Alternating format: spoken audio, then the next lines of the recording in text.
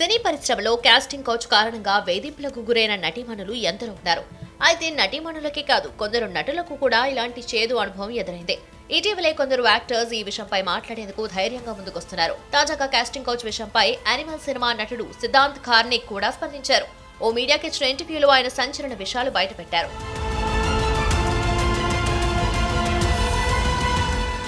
ఇంతకీ ఆయన ఏం చెప్పారంటే, అది 2005. అప్పుడు నా వయసు 22 ఏళ్లు.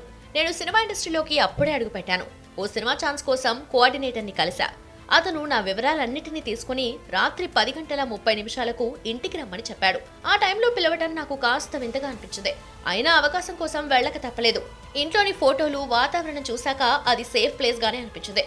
కానీ అతను మెల్లగా మాట్లాడటం ప్రారంభించాడు. అవకాశాల కోసం కొన్ని విషయాల్లో రాజీ పడక తప్పదు, లేకపోతే నీకు ఎలాంటి పని ఉండదని అన్నాడు. దీంతో అతని మాటలను నేను వెంటనే గ్రహించాను. ఆ సమయంలో అతను నాకు చాలా దగ్గరగా వచ్చాడు. నేను వెంటనే ఇంట్రెస్ట్ లేదని చెప్పి బయటకు వచ్చేశాను. నా కెరియర్ నాశనం చేస్తానని బెదిరించాడు. కానీ వాటన్నిటికీ భయపడకుండా బయటకొచ్చాను అంటూ చెప్పుకొచ్చాడు సిద్ధాంత్ కార్నిక్. ప్రస్తుతం ఈ వ్యాఖ్యలు బాలీవుడ్ లో చర్చనీయాంశంగా మారాయి.